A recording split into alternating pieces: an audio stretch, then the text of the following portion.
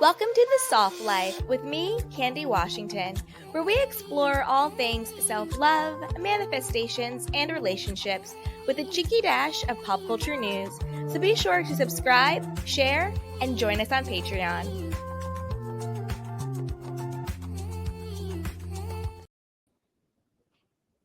Welcome back to another episode of the Soft Life podcast, where we dive deep into the realms of wellness, self-care, manifestation, spiritual growth, and healthy relationships.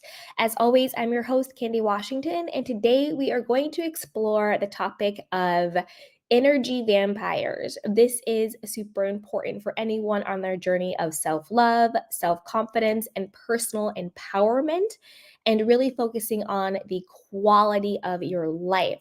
So I'm going to walk you through 5 ways to identify energy vampires, and then also how to detach from them as well. So definitely buckle up. This is going to be a good episode. Okay. So before we dive in, don't forget that you can get your free manifestation and self-love guide, which is linked down below in the show notes or the description box. You can shop our Soft Life collection. We have hoodies and sweatshirts and journals and mugs and everything. Just click the link down below. We also have the Miracle Manifestation Affirmations Journal available on Amazon.com, and check out all of our courses on manifestation and self-love. Head over to candywashington.com/courses to check everything out. Also, be sure to subscribe, rate, and review. It really helps to grow the podcast. And yeah, it's just a great way to support, and I would really, really appreciate it. And again, everything is linked down below in the show notes and the description box, or head over to candywashington.com for more. So with that, let's dive right on in. So first, let's talk about what is an energy vampire. Let's clarify what that is. So an energy vampire is someone who knowingly or unknowingly drains you of your emotional, mental, and sometimes even physical energy. You just feel drained being around this person and when you leave this person's presence. Usually these people have their own unresolved issues, insecurities, traumas, and they tend to feed off of the energy of other people in order to feel better about themselves. They're so disconnected from themselves that instead of filling up their own battery, they use other people to fill up themselves and to make themselves feel good about themselves. These people can be your friends, your family, colleagues, even casual acquaintances. Sometimes you just have interactions with people. I remember I was at a grocery store and this woman who she didn't even say anything to me, she just came near me in the produce section, and my energies just felt so drained by her. It was just like, ugh. And I just went to a different section and I didn't even want to be around her. Like, that's how powerful these energy vampires are. So be in tune with yourself and your intuition and get away from them if you can. But the key to understanding how to recognize energy vampires, and you can also protect your own energy, is the topic of this episode. So we'll be diving into that as well.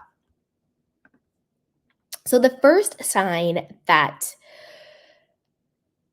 you have an energy vampire in your life is that you feel drained after interacting with them. This might sound, obvious, but just really think about it. Be in tune with yourself. Do you hang out with someone and when you leave their presence, you feel tired, you feel mentally exhausted, you feel physically exhausted, maybe you feel depressed, maybe you even feel anxious, or you just have this sort of internal feeling of feeling off, just something isn't right. Like they've sucked the life out of you, or they've got you off kilter, leaving you now in a negative or unhealthy or just off-putting headspace. So be mindful of, how do I feel when I'm around this person? And then also, how do I feel when I leave this person's presence? Because it's not just about in the moment, it's about how do you feel after as well. The second sign is that they're always negative. Energy vampires thrive on negativity. When you are around someone, are they always complaining? Are they always gossiping? Are they always seeing the worst in every situation? Are they putting you down? Are they criticizing you? Are they judging you? Are they not supporting you in healthy ways? If you're excited about something, do they see the negative in it? If you have a goal or a dream, do they tell you it's impossible or people like you can't have things like that? Are they always under a dark cloud? Another sign is, do they always have chaos in their life? Do they always have drama in their life? Think about your friend who they always have some story of something horrible happening to them. Are they always the victim? In every situation, are they the victim? Is something happening to them? Are people doing things to them? These are energy vampires. They want to suck the energy out of you. They want to suck the air out of their room. And it's like they have a dark cloud following them. And it's not just good enough for them to be underneath the dark cloud. They want to bring you into their misery. They want to bring you into their drama and chaos. They want to make you their savior because they're always the victim, you know? And that leads us to our third sign that you have an energy vampire in your life is that they're overly dependent on you. This person might constantly lean on you for support and advice and just to vent. You know, I don't, I now no longer allow people just to vent to me, especially about things that are happened in the past. People want to bring up things that happened 5, 10, 20, 15, 35 years ago that they're still harping on. And it's just like, I get it, things have happened, but there comes a point in time where you have to let things go, let things be, and move on with your life. So if somebody just wants to vent to me, I am nobody's emotional garbage can. I am nobody's, place where they can just trauma dump onto me. Now, if somebody wants me to listen to them and to hear them and to be a safe space for them and to help them problem solve or just to hold healthy, safe space for them, of course. But if you just want to vent and trauma dump, and then on top of that, you don't want to hold space for me, or you're not interested in what's going on with me, or if you don't actually want to solve this problem, then no, absolutely not.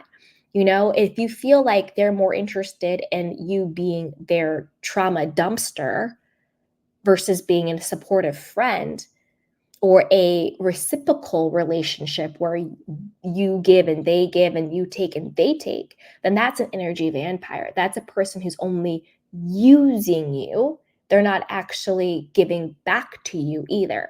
So that's not a real friendship dynamic, whether this is somebody at work, whether this is a family member or a friend, whoever it may be. That's a very toxic, vampiric person. Okay. Our fourth sign is, and this is a very sometimes overlooked sign. Sometimes we think energy vampires are just people who, you feel drained and they're negative, you get it, but they're also very manipulative, especially emotionally. They usually use them always being the victim and making you feel bad or guilting you, or even using flattery, like they will love bomb you.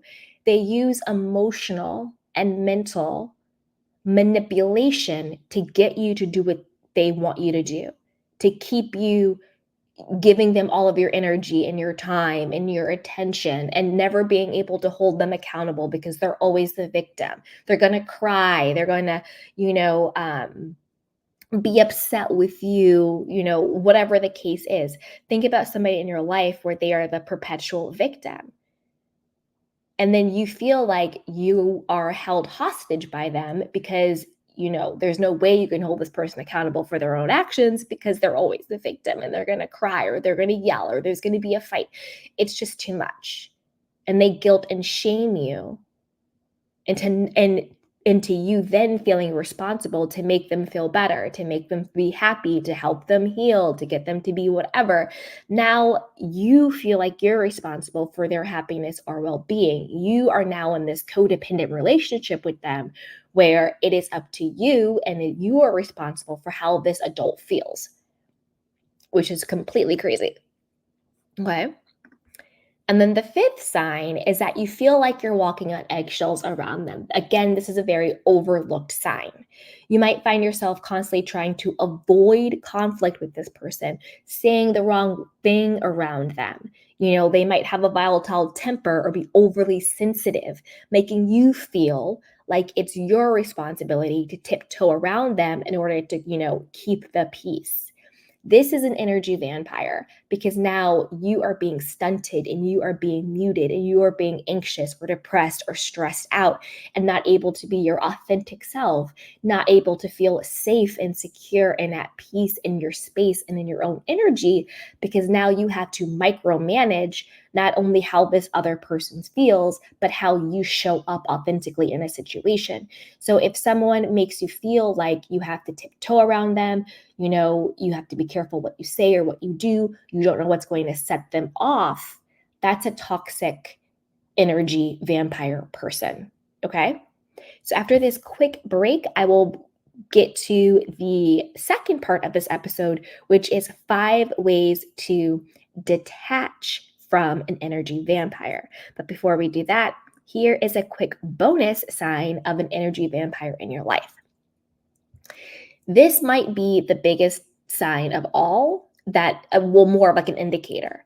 You feel obligated to spend time with this person. I don't mean that you have to, like it's your boss or a coworker and it's your job or something like that. I mean, you feel obligated to, as in you feel obligated to, okay, I have to go to happy hour with this person after work because I don't want to hurt their feelings. Or I have to go to brunch with this friend that I know is a toxic friend. I know they're unhealthy. I don't like hanging out with them, but I've been friends with them forever, or they're going through a really hard time. So I have to just get through it. Or, I feel like I have to go to my sister's house for Thanksgiving because that's what everybody's doing, even though I know it's going to be toxic and it's going to be unhealthy and it's going to be a lot of trauma, but I feel like I have to do it.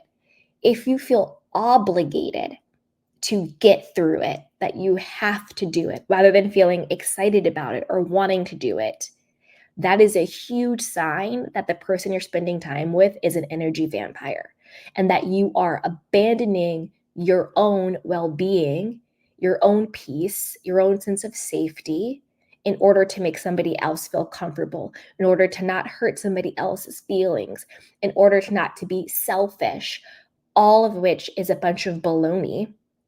Because the truth is, your own well-being is your first and best priority. And so if you feel obligated that you have to get through something, think about it this way. Your time is precious, your time is finite, and your time on this earth is not guaranteed.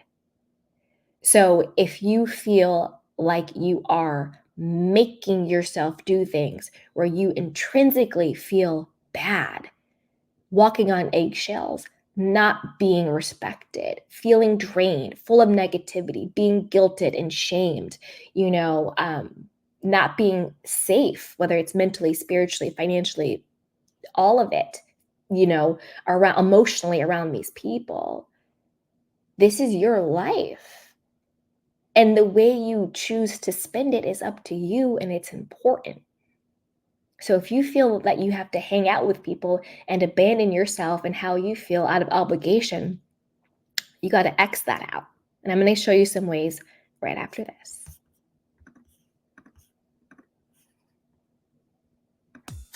Ready to unlock your true potential and manifest the life of your dreams? Then I've got something super special just for you. Our mind-blowing self-love and manifestation courses. Picture this. A journey of self-discovery where you'll find a deep well of self-love and acceptance.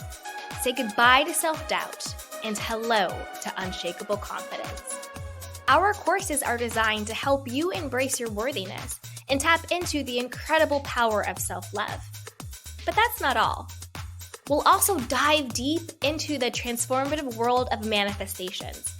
You'll learn proven tools and techniques and strategies to align your thoughts, beliefs, and actions with your wildest dreams.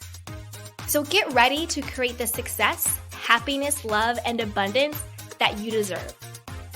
So what are you waiting for? Head over to candywashington.com/courses to get started. Again, that's candywashington.com/courses.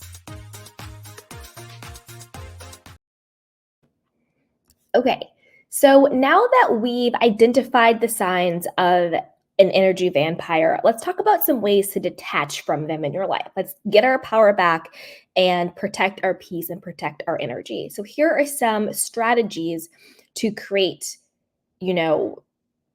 healthy boundaries. And obviously that's the number one thing. Set clear and healthy boundaries with the emotional energy vampire. You need to communicate your needs and your limits clearly. Don't be afraid to say no or to distance yourself from the person if necessary. Boundaries are crucial for your emotional well being. And I also want you to remember that it is your responsibility to enforce your boundary. So take your power back. It's not the other person's responsibility to respect or to enforce your boundary. It is your responsibility to respect and enforce your boundary. What I mean by that is, say, for example, you're in a situationship with a guy, or a girl, insert whatever you're into, woman or man, insert whatever you're into. And this person just, texts you, you up 1 o'clock in the morning, 2 o'clock in the morning, and you want a real relationship. You don't just want, someone to, text you 2 o'clock in the morning for some, loving, and that's it. And you communicate to this person, hey, I find it very disrespectful that you only text me at 2 o'clock in the morning. If you want to hang out, make plans before and earlier. Let's go on a date. Let's do something. But, I'm not really into just like a hookup in the middle of the night. Now, you've communicated your boundary and your limit and your needs with this person. This person now has the choice whether they respect that or not. They could continue to text you at 2 o'clock in the morning. They could change their behavior and start going on dates with you, texting you earlier and clearly communicating with you, or they could go their own way and decide that they're not interested in a relationship, which is totally fine, right? So where your responsibility comes in is if they text you at 2 o'clock in the morning, that's also another physical energy vampire and emotional, just using you for your body, using you for emotional support at a certain time when you clearly communicated that's not where you're into. Now, this is where your power is. If that person chooses to text you at 2 o'clock in the morning, it is now up to you to respect your own boundary that you put into place. Getting mad at this person, being angry, or giving into them and allowing them to do whatever they want, all lies within your own power. So it is up to you now to say, I'm going to ignore that text. I'm going to block that person. Or I'm going to communicate my boundary again without giving in and giving them the opportunity to not do it again. Because sometimes you have to reinforce that boundary. Sometimes reinforcing the boundary is recommunicating it without giving in. Sometimes it's blocking that person. Sometimes it's ignoring it. Sometimes it's cutting that person off. But at the end of the day, it is up to you to enforce your boundaries. Say you have a friend that is super negative all the time. They just want to trauma dump and gossip and be negative all the time. And you communicate to them, I'm really trying to be mindful of my energy. I'm trying to be mindful of the conversations I have. I would prefer it if we could talk about the good things going on in your life. Of course, I'm here to support you, but I'd rather focus on what's going on with us and not gossiping about other people. Now, if your friend then comes back to you and it's like, oh, girl, did you hear about what happened to Sally and blah, blah, blah, blah, blah, blah, blah, blah. And can you believe this has happened? The power is now within you to say, oh, thank you for sharing, but I'd prefer to talk about something else, or politely change the subject, or politely get off the phone, or you know what I mean? Or politely stop engaging with that person. The other person has no power. They have the power to choose how they react to your boundary, but the ultimate power is in with you, with how you respond to people who disrespect your boundaries. So I wanted to kind of take some time on that one to know that it is up to you because you have the power. The second way to detach from an energy vampire is to limit your interactions with them. Sometimes it's impossible. It could be an ex, it could be a family member you see at family functions, it could be a coworker. But if possible, reduce the amount of time you spend with them. You don't have to cut them off completely, but limiting your exposure can help you maintain your energy levels. You're at the family cookout, it's a really toxic cousin. Hey girl, oh, I gotta go get some, barbecue. I'll see you later, or whatever it is. You don't have to sit there and ruminate with the person. You don't have to sit there and spend hours with them. Say you're at a work function conference and there's a really toxic coworker. You don't have to spend all the time with them. You can say hi, you can check in, you can grab coffee, but you don't have to do dinner. Manage your time accordingly. And remember, all of this is taking back your power. Nobody has a claim on your time and your energy and your presence unless you give it to them. Okay. However, I also want to say, trust your intuition and your gut. And if cutting them off completely is what is best for your well-being, then it's time to say goodbye. It is okay to cut people off, even if it's family. Just because somebody is blood related to you does not mean that they have, carte blanche over your life. You can cut off family members if they're toxic. Mothers, fathers, brothers, sisters, aunties, uncles, cousins, twice removed, whoever it is. Nobody has access to you unless you want them to and allow them to.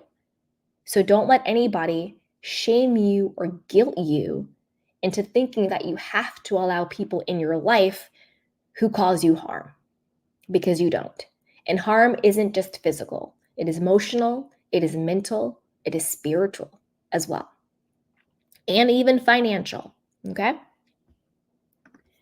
So number 3, practice energy cleansing techniques. Okay, this is something I do all the time, and trust me, I'm a very empathic person, so I always have to be very careful of my energy interactions, just being around someone or hearing something or just being in the energy. I pick it up and I feel it. So I always have to be very mindful of what is my energy and what are other people's energy, and being mindful and keeping them separate so I don't feel everything. So a couple things you can do is do meditation. That way you can have that mindfulness and you can get that build up that mental strength of being able to say, what is my energy versus what is somebody else's energy? Visualization, seeing yourself as the operant power in your reality, seeing yourself as the person who is able to create those boundaries and to articulate them, and being around good people, other types of routines can help you, whether it's doing a cleansing bath around them. You can take a Epsom salt bath and cleanse the energy. You can listen to a meditation before you do that. One thing that I love to do is I create a white light energy bubble around myself, or a circle, not necessarily a circle, but it's like a bubble. So I see a white light. It's a cleansing light. It's light of unconditional love. It is around me. It is an energy bubble. It's an energy light. And I just say nothing negative can penetrate me, and there is nothing to oppose my good.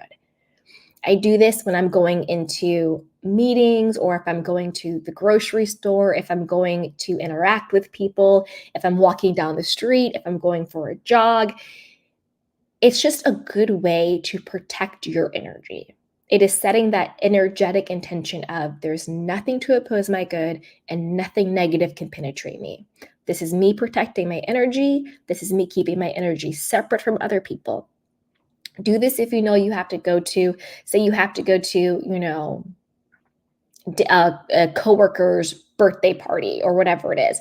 You don't want to go, but everybody from work is going and it's a networking thing, whatever the case is, right? Put your energy bubble around you. You have to go to a family function in your family. Some of your family members are toxic. Put that energy around you. Whatever it is, set that intention that you are now energetically protected and separate. You're not allowing their negativity in, and you're protecting what is yours. You can also, when you get home, have some sort of routine that you do to let go of other people's energy. Maybe it's lighting scented candles. Maybe it's, writing down, I now let go of whatever, and I only invite good, positive love, my own energy into this space. Just do something that represents letting go of other people's energy. Again, maybe it's that meditation, maybe it's visualization, maybe it's going for a run, whatever it is, have something that represents letting go of other people's energy. And number 4, and this one is super important and sometimes overlooked, surround yourself with good people. Surround yourself with healthy, healed, positive, secure, good people. Seek out relationships that uplift and energize you. So that way you have something to compare the negative and toxic and energetic, vampiric relationships to. Sometimes when you are in these toxic, energy sucking relationships with people, and a relationship could be with a significant other, with a family, with coworker, whatever, you think that's normal. And that becomes normalized to you. And it's not. So when you surround yourself by good people who are healthy and secure and confident, and they uplift you and they pour into you, that's when you can realize, oh, this is what healthy friendship is. Oh, this is what healthy family is. Oh, this is what healthy coworker relationship is. Oh, this is what healthy interpersonal relationships feels like. I feel good after talking to this person. I feel supported. I feel uplifted. I feel energized. I feel happy. Whoa, this is what life and relationships are supposed to feel like. I look forward to spending time with this person. Whoa. This person isn't a victim all the time. I'm not responsible for this person's happiness and well-being. I can get support too. What? Seek out those healthy relationships with people. It's a good way to counterbalance the effects of the negative ones, and it reminds you of what healthy connections should feel like.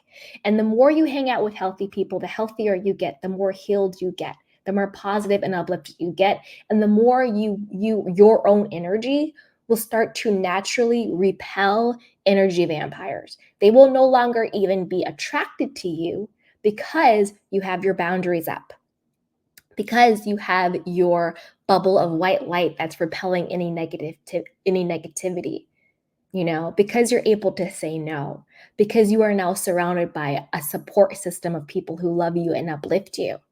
You then almost become untouchable. You no longer become attractive to negative, toxic energy people because you're no longer vibrating on a level that they can access. Okay. And number 5, focus on self-care. Focus on yourself. Prioritize activities that recharge and nourish your soul, whether it's spending time in nature, journaling, indulging in your favorite hobby. Self-care and self-love and working on your self-confidence and your self-esteem is essential to maintaining your own energy and emotional health. So put yourself first. Take care of you. Work on your self-esteem and your self-confidence, because energy vampires can sniff out low self-esteem, codependency, low self-worth, because those are the type of people that are going to stick around, that will sacrifice themselves for them, that will, abandon themselves for them, that won't say no to them, that will allow them to use them to dump their trauma and their drama and their chaos.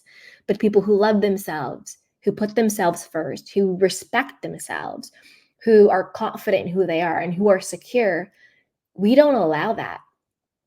We don't allow people to use our energy, to manipulate us emotionally, to physically and financially and spiritually abuse us. We don't allow that. No, it's a full sentence, full stop. We protect our energy, we protect ourselves, we say no, we create boundaries, and we have a support system of positive people who love and uplift us who won't allow it either. So there you have it. Those are the 5 signs that you have an energy vampire in your life, and also practical ways to detach from them. So, as we wrap up today's episode, remember that you have the power to protect your energy. And most importantly, you have the power to choose the relationships that serve your highest good. It's not always easy to detach from an energy vampire, especially if there's someone close to you, but your well being is very much worth it.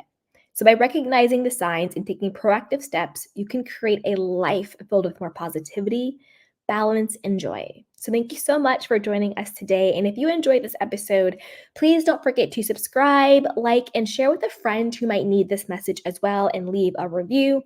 Your support means the world to me. Don't forget to shop the Soft Life collection. Get your free Manifestation and Self-Love guide down below. Check out our courses on candywashington.com/courses. Grab the Miracle Manifestation and Affirmations Journal on amazon.com. And check out everything else we have listed down below in the show notes and the description box. So until next time, everybody, keep shining and take care of yourself and each other. I love you so much. Bye.